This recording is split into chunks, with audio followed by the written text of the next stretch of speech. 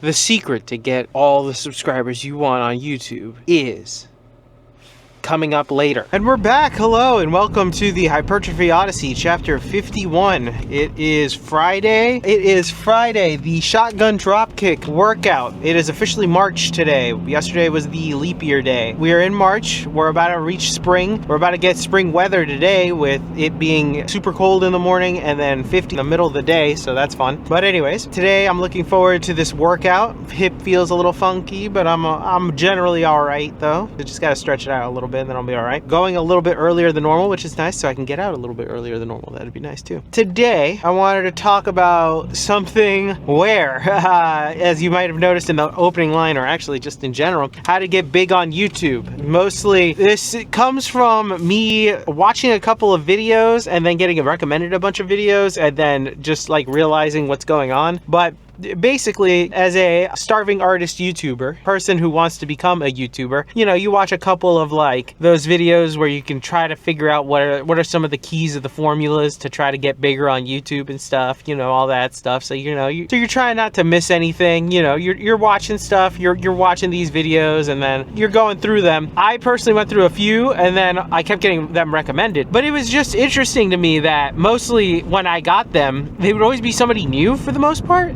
And it would always be the exact same fucking video again and again. It was literally like no one had said anything new, but they just copied and pasted the same video, tweaked a few things, you know, used the thesaurus.com, and then did the same thing. And I was like, is there really just a genre of people who make YouTube videos on how to become big on YouTube? But like that's like the main structure and then they just copy and paste it from everybody else? Like really? Because realistically, a lot of the stuff was all the same. It was all just like use certain writing techniques, make sure that your editing's top notch, be authentic, consistency. Like it was all the same things over and over again. There weren't that many like different. It was just like talk about something unique and then add your own twist to it. It was all the same. And I was very like, huh. How many times do I have to listen to this to realize that this is all just like copy and pasting each other? And I think that was my biggest issue with the entire thing, was to grow on YouTube, you just have to copy and paste somebody's bigger video and then just do it in your own scale.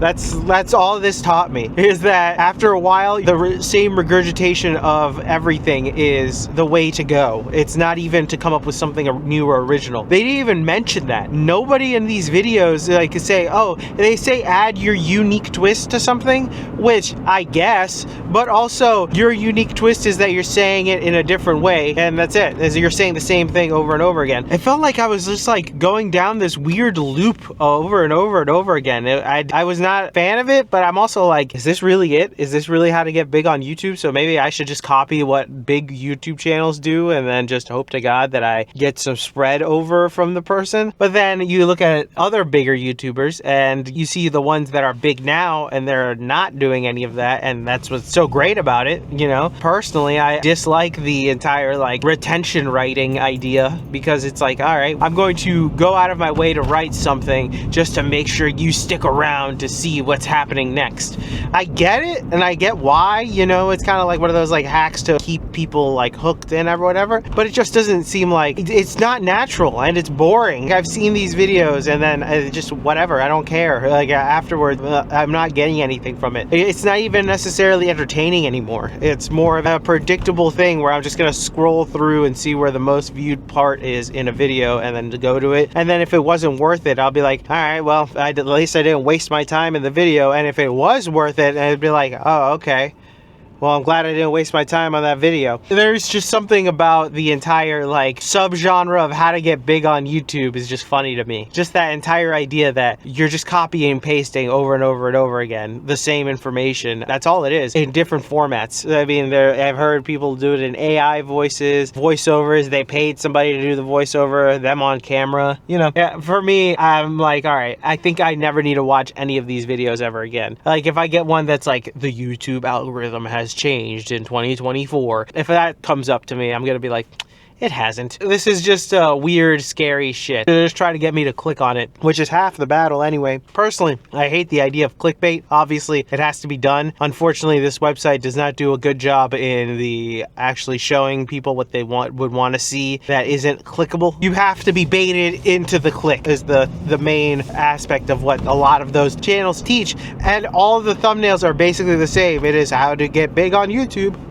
Money, subscriber rate going up. It's all the same. Personally, it's just funny to me. To give you an example in a different world, it's like if I guess I want to come up with some good analogies, because there are other areas on YouTube where it is just literally, let's copy and paste what the big people do and then just slowly go from there. And I think I'll do that while inside. We'll talk about that on the voiceover. But for now, I will see you on the inside. Alright, so first on this day we start off with hyper extensions, mostly because somebody was actually using the Hex Squad machine when I got there, so it was not that big of a deal. So I started with hyper extensions. You may be wondering why it's a little zoomed in. It's because I had to put the camera at a very far distance in order to get this giant set in all the way, so that's why it's a little zoomed in, and if I left it in frame you would see how far I actually am from this camera. But thankfully it wasn't too bad. Unfortunately, I had to do a third set of these separately because somebody took up the hyper extension, and I didn't want to be like, oh hey, I was using that. I'm not that type of person. I'm just gonna be like, all right, I'll just come back to finish up later. I don't really care. So,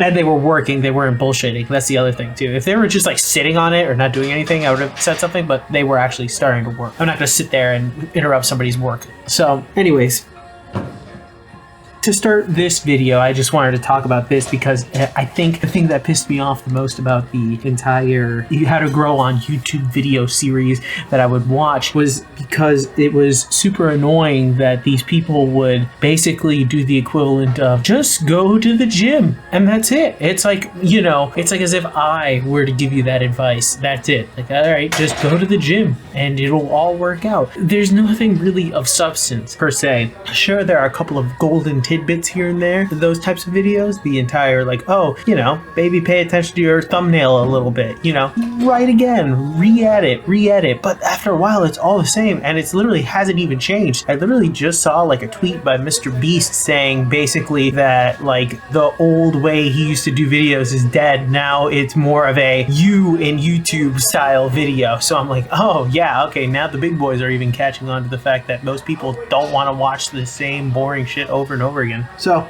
it is very interesting. If I were to put it in another perspective, it's like if I were a makeup tutorial YouTuber and I was just like, yeah, I just paint. There's no tutorial. You know what I mean? Like, you just, how do you get better? By doing it. Yes, there is something to be said about getting better by doing it, of course, but there's always something more to it. Even here, I'm making the size principles to try to explain to you the functionality or the background of what's happening in my training, that it's not just random bullshit. Even in something that doesn't seem like there's a strategy, like puzzle building. I'm a big puzzle guy. I like puzzles. I do them with my wife all the time. We have strategies in order to do them in the most efficient way possible.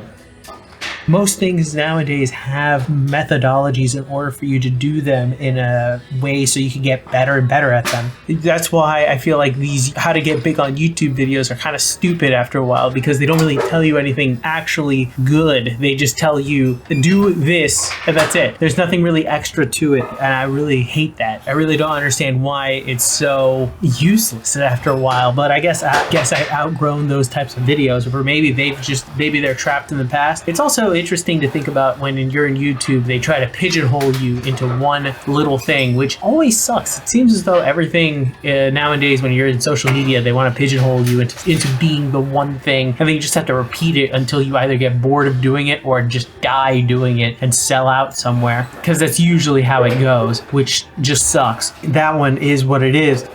Personally, I'm not a fan of that. That's why I would like to make these videos as different as humanly possible. I'll even change up the camera angles as much as I can. Obviously, I'll even go to different gyms just to change it up a little bit, you know?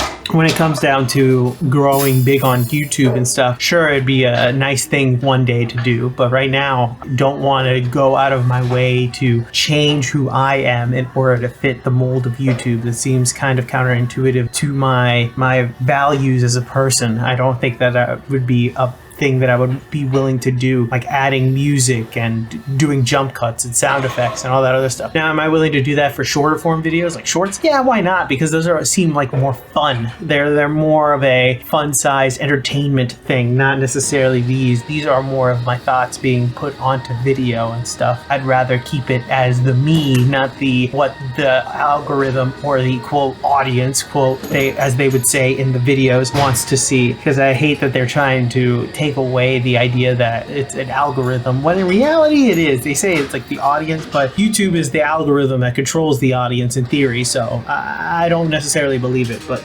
that is what it is.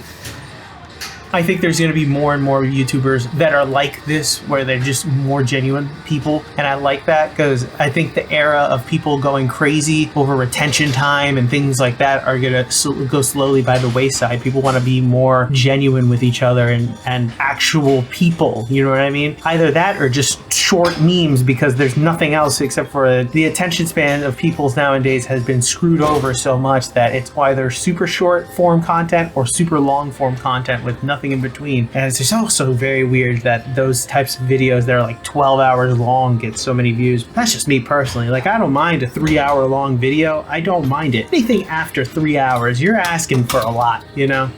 Welcome to the workout debriefing. Exercises not filmed. Just the last set of hyperextensions, so that was annoying. But besides that, exercises skipped none. Thankfully, I skipped none. Everything was available. Didn't have to skip anything, so that was nice. Right now, all the kids are getting out of school. It is a half day apparently, so the gym is about to get packed. I literally just saw like 2 bushels of them coming down, so great timing. Thank God I got out of there before it got super packed. But anyway, to kind of put a wrap up or a bow on what we've been talking about before, the whole how to get big on YouTube thing. I think the entire thing personally, I don't want to say disgusts me, because it doesn't necessarily disgust me. It gives a sense of scumminess, or like another way of saying it is like it gives me a sense of unoriginality, and I dislike that a lot. I think there is something to be said about the fact that you can get a certain amount of views using certain tactics that big YouTubers use, but you also just end up with inauthentic people becoming popular, and or your audience is just a superficial amount of people that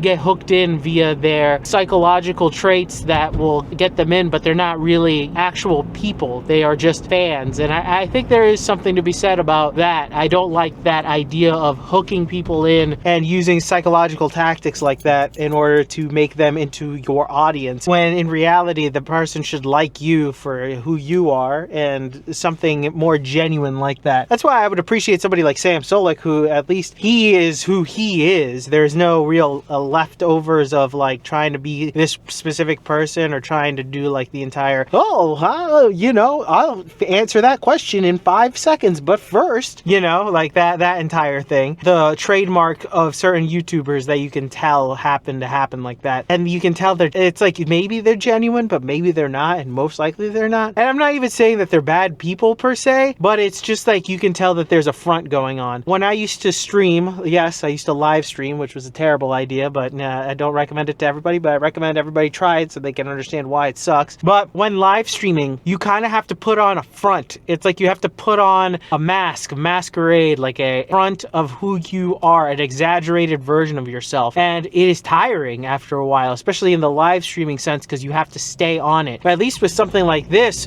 where it's edited, I can turn it off if I would like to. But the thing is most of the time, this is more genuine to who I am right now, which I like a lot more because I could just be more normal myself. I just talk a little bit more here than I do in regular life. But that's it, really. That's the only real difference, is that this is more of an internal monologue that's being spewed out versus the character traits that have to change in something. And I think that's the other thing that I don't like about how to become a big YouTuber, is that it all feels the same. It's like how to do it. It's all the same steps over and over again with no real like actual thing to make you seem interesting, if that makes any sense. They'll make everything around who you are interesting, but the you you in the YouTube doesn't necessarily matter. And I think there's something about that speaks to me in a wrong way, where it's corporatized. You know, you in the YouTube don't matter. You are just a tool in order to make content, in order to make people hooked on and then keep them around.